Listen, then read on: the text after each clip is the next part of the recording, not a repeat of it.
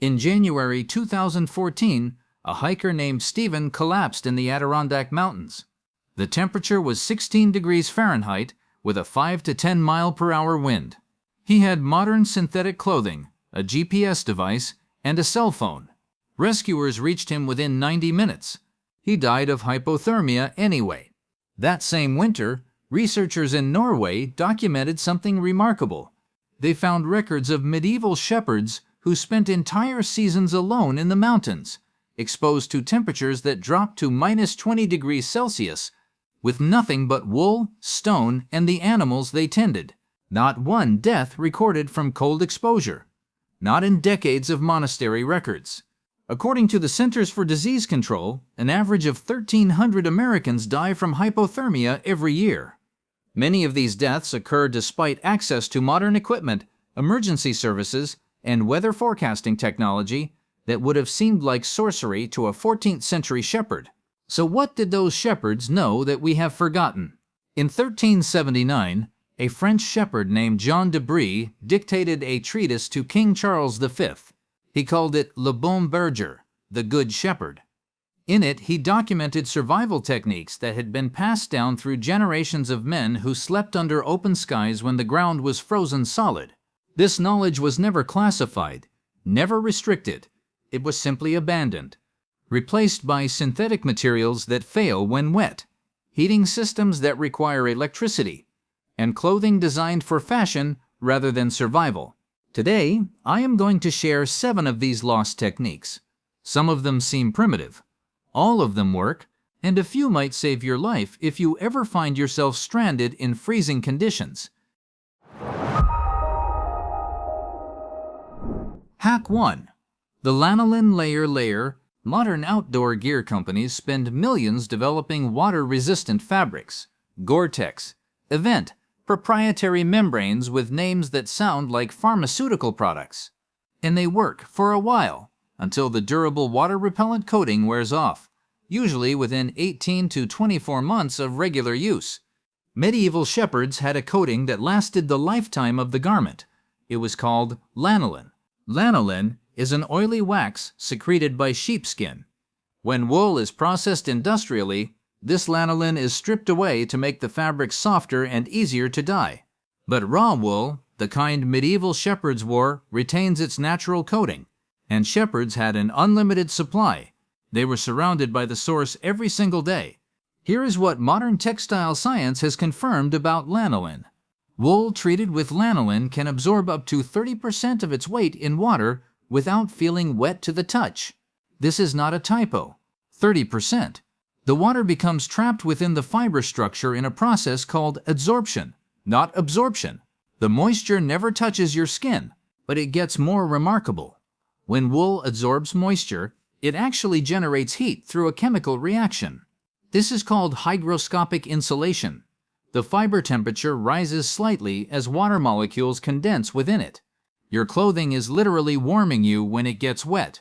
Compare this to cotton, which soaks through instantly and conducts heat away from your body 25 times faster than dry fabric. Or modern synthetics, which wick moisture outward but lose all insulating properties once saturated. Jean de Brie documented that shepherds wore their wool garments even in the rain.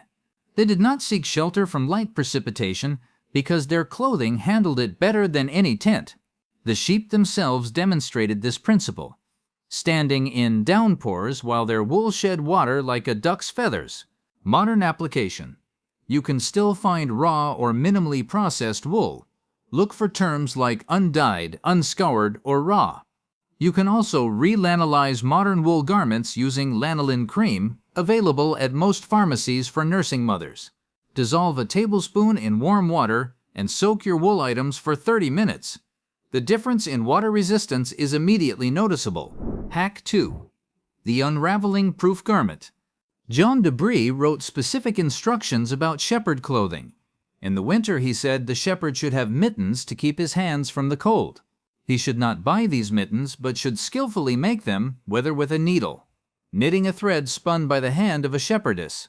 He was describing a technique older than knitting itself, one that archaeologists have traced back to the Stone Age. It is called nail binding. If you snag a knitted sock on a branch, you know what happens. One thread pulls and soon you have a hole that unravels into a disaster. This is because knitting uses a continuous yarn in interlocking loops. Pull one loop and they all come apart. Nail binding works differently. Each stitch is actually a separate piece of yarn passed through the previous loops and secured with what amounts to a series of tiny knots. If you snag a nail binding garment, you might damage one stitch. The rest of the fabric remains intact. Archaeological evidence from the Coppergate excavation in York, England, revealed a 10th century wool sock made using this technique. It had been worn extensively, repaired multiple times, and showed wear patterns indicating decades of use. 1,000 years later, the stitches still hold. The technique was documented across medieval Scandinavia, Finland, Iceland, and Russia. It appears wherever people needed footwear and hand coverings that could survive harsh conditions and hard use. The fabric it produces is denser than knitting, more resistant to wind, and easier to repair in the field with minimal tools. This matters for shepherds specifically because they worked in isolation, far from villages where damaged clothing could be replaced. Jean de Brie emphasized self-sufficiency. A shepherd who could make and repair his own mittens and socks was a shepherd who would not freeze because of a single tear. Modern knitting replaced nail binding because it was faster and required less skill. A knitting needle can produce fabric in a fraction of the time, but the shepherds who measured their lives in seasons rather than minutes understood something important. Speed of production means nothing if the product fails when you need it most. Before I continue with the remaining hacks, I want to hear from this community. Where you realized the synthetic fabric or battery-powered device you were relying on could not handle what nature threw at you. Drop a comment below. The subscribers on this channel consistently share experiences that add depth to these historical techniques. Hack 3. Sleeping among the flock. A healthy sheep maintains a core body temperature between 101 and 104 degrees Fahrenheit, several degrees warmer than a human. A single sheep produces approximately 50 watts of heat energy continuously, equivalent to a small space heater running all night. Now multiply that by a flock of 50 or 100 animals. Medieval shepherds did not just tend their sheep, they slept among them. Not metaphorically, physically surrounded by wool-covered animals that functioned as living radiators. Monastery records from medieval Scotland describe shepherds positioning themselves in the center of a clustered flock during cold nights. The animals would naturally huddle together for warmth, creating a pocket of elevated temperature that could be 10 to 15 degrees warmer than the ambient air. But the flock was not the only source of animal heat. Jean de Brie dedicated an entire section of his treatise to the shepherd's dog. He describes how to train the dog, how to feed it, how to make it loyal. What he does not need to explain, because it was obvious to any shepherd, is that the dog slept beside its master. A medium-sized dog produces roughly the same heat as a 60-watt light bulb. More importantly, a dog provides concentrated, direct warmth. While the sheep create an ambient heat pocket, the dog presses against your body, warming your core directly. Medieval shepherds often had both, the flock around them and the dog beside them. This was not considered primitive or degrading. It was considered intelligent use of available resources. The sheep benefited from the shepherd's presence as a guard against predators. The shepherd benefited from their collective body heat. The dog benefited from shared warmth and food. Reciprocity, as Jean de Brie described it. Sheep are profitable to humans. Humans are profitable to sheep. And the dog is profitable to both. Archaeological evidence from Highland shepherd sites in the Pyrenees, the Carpathians, and the Scottish Highlands all show similar patterns. Sleeping areas positioned within or immediately adjacent to animal enclosures. The architecture itself was designed to facilitate this thermal sharing. Modern emergency survival guides sometimes mention huddling with companions for warmth. They rarely mention that medieval shepherds had access to 50 or more companions every single night, plus a dedicated furry heat source that followed them everywhere. Hack 4. The heated stone. Fire is excellent for warmth. It is also excellent for attracting attention, consuming fuel, and requiring constant management. Anyone sleeping outdoors in freezing conditions needed heat sources that worked while they slept, that were portable, and that required no ongoing attention. The solution was heated stones. The technique appears across medieval Europe in household records, monastic documents, and later survival accounts. Place football-sized rocks in or near your fire for an hour or two. The stone absorbs heat slowly, but releases it slowly as well. Wrap the heated stone in cloth or spare clothing and place it in your sleeping area. A properly heated stone can remain warm for 6 to 7 hours, enough to get through the coldest part of the night. No shepherd's manual explicitly describes this technique, but consider the logic. Shepherds had constant access to fire for cooking and warmth. They were surrounded by stones in the highland pastures where they worked, and they faced the same problem every cold night: how to stay warm while sleeping. The technique requires no special equipment, no purchased materials, nothing a shepherd would not already possess. What we do have documented is the use of heated stones for treating cold injuries. Warm stones placed under the armpits and between the thighs of a hypothermia victim help restore core body temperature faster than external warming alone. Modern emergency medicine confirms this. The armpits and groin contain major blood vessels close to the surface. Warming these areas heats the blood that then circulates through the entire body. Medieval shepherds working in isolation would have been the first responders to their own cold-related emergencies. A technique this simple, this effective, and this accessible would have been impossible to ignore. Modern survival instructor Tim MacWelch, writing in Outdoor Life, documented that properly heated stones remain warm as long as 7 hours when insulated. The key is selecting the right stone, dense and dry. Avoid river rocks that may contain trapped moisture, as these can crack explosively when heated. If you are learning something useful from these techniques, hit the like button. It helps this information reach more people who might actually need it someday. Hack 5.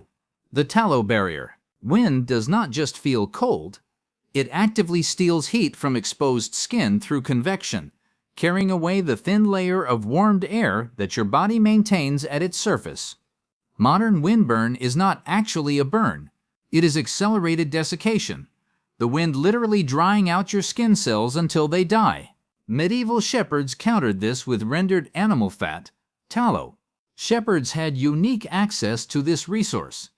When a sheep died or was slaughtered, the fat surrounding its organs could be rendered into tallow. This was not a luxury item that needed to be purchased. It was a byproduct of the shepherd's own work, available whenever an animal was processed. Archaeological and textual evidence shows tallow being used as a skin protectant across virtually every culture that raised livestock. The Inuit used seal and whale blubber. Native American Plains tribes used buffalo tallow. European shepherds used sheep tallow, applying it to faces, hands, and any exposed skin before venturing into harsh conditions. The science is straightforward. A layer of fat on the skin creates a physical barrier against wind. It also prevents moisture loss, keeping the skin hydrated rather than dried and cracked. Tallow contains vitamins A, D, E, and K, all of which support skin health and repair. Medieval manuscripts from France, Germany, and England describe tallow-based salves infused with healing herbs like comfrey and calendula. These were applied to treat chapped skin, particularly in colder climates. The practice continued among frontier settlers in America well into the 19th century, where tallow balms were standard equipment for anyone working outdoors in winter. Modern petroleum-based products like Vaseline offer similar barrier protection but lack the nutrients found in animal fats. Contemporary tallow balm manufacturers, experiencing a revival among both historical reenactors and natural skincare enthusiasts, note that the fatty acid profile of tallow closely matches human sebum, the natural oil our own skin produces. This makes it absorb more readily and work more effectively than petroleum alternatives. Hack 6. The circular shelter. Archaeological surveys across the Scottish Highlands, the Pyrenees, and the Carpathian Mountains have documented stone enclosures used by shepherds for centuries. Many of these structures date to the medieval period, their dry stone walls still partially visible after 500 or more years of weathering. The Scots called them stels. A stele is a circular stone enclosure, typically 6 to 10 meters in diameter, with walls about 1.5 meters high. The circular design was not aesthetic, it was aerodynamic. While shepherds built and used these structures throughout the medieval period, the first detailed explanation of why they worked so well came much later. Captain Napier, writing in 1822 about stock farming in the Scottish borders, finally documented the physics that medieval builders understood intuitively. The action of the blast upon the circular surface of the wall, he wrote, causes a rotatory motion in the air, to such a considerable height that the snow is thrown off at a tangent in every direction, and the included space left thus uncovered within. In other words, the circular shape creates a vortex effect. Wind hits the curved wall and spins around the perimeter rather than dumping its snow load inside.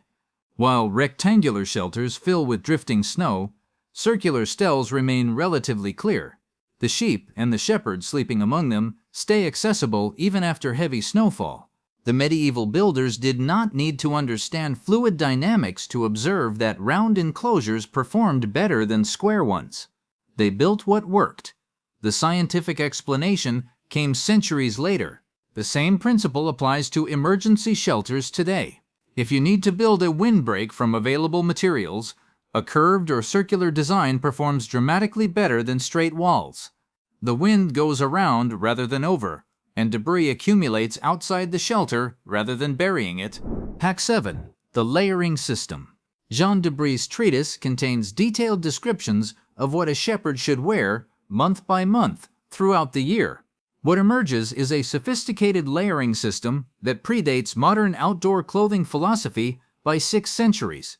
In cold weather, the shepherd begins with a linen shirt as a base layer. Linen wicks moisture away from the skin while allowing some breathability. Over this, wool garments provide insulation. A hood and tight cap called a coif protect the head, where significant heat loss occurs. Leather, from deer or pig, forms the outer shell, providing wind resistance and additional waterproofing. The critical insight is adaptability. Jean de Brie notes that a shepherd must regulate his clothes, adding and removing layers based on activity level and conditions. Being too lazy to do this will punish you.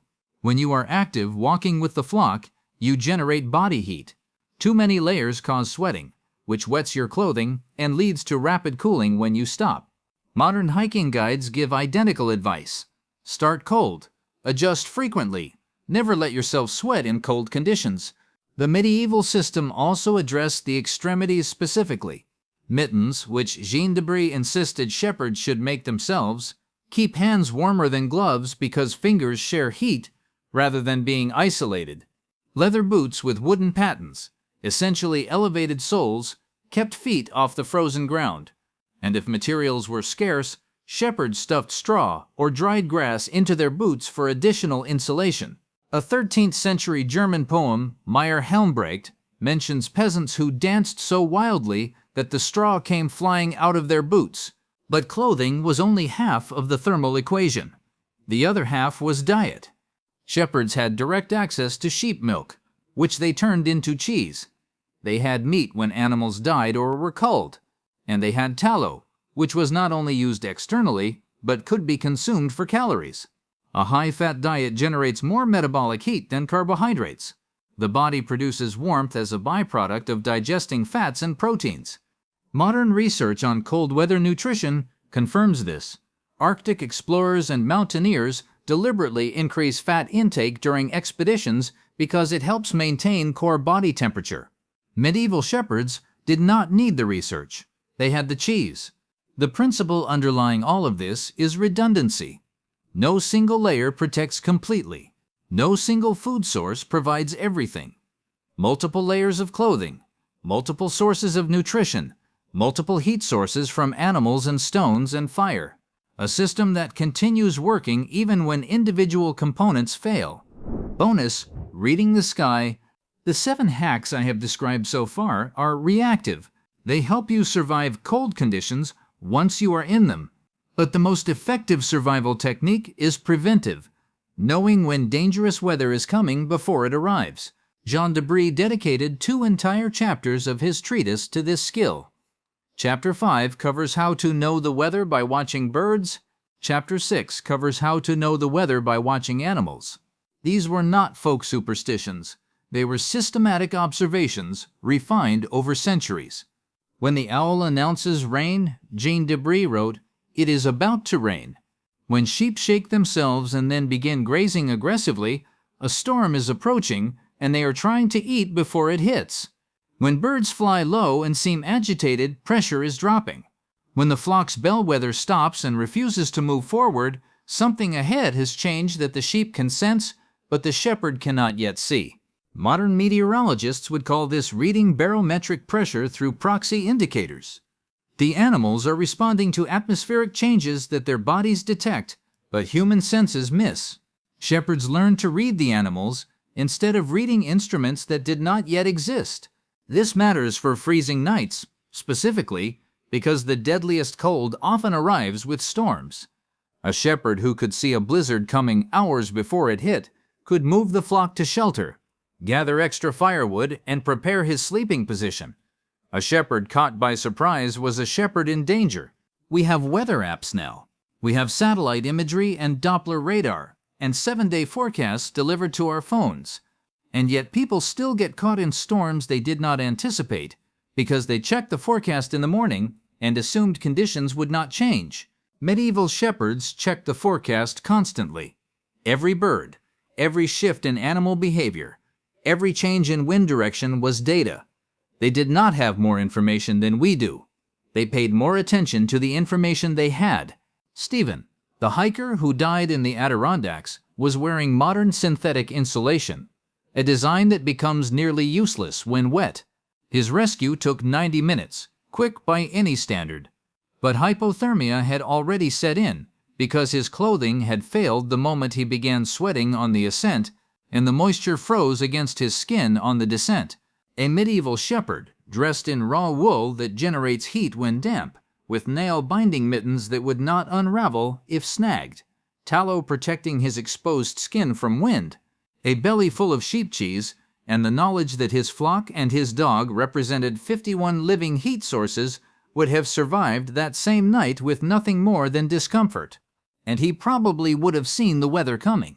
We did not progress past this knowledge. We forgot it. We replaced wool with synthetics that die when wet. We replaced tallow with chemicals. We replaced animal intuition with apps that we check once and forget. We replaced community with isolation and assumed that technology would compensate. It does not. The shepherds of the medieval period were not primitive. They were specialists in survival, inheritors of techniques refined over thousands of years of human existence in hostile environments. They knew things that we have lost, not because the knowledge was suppressed, but because we stopped listening. These techniques are not historical curiosities. They are technologies that work, proven across centuries of practical application in conditions that kill modern hikers with modern equipment. If you learned something from this video, consider subscribing. I explore forgotten medieval knowledge like this every week, techniques that our ancestors understood and we have abandoned. And if there is another survival method or historical skill you want me to investigate, let me know in the comments.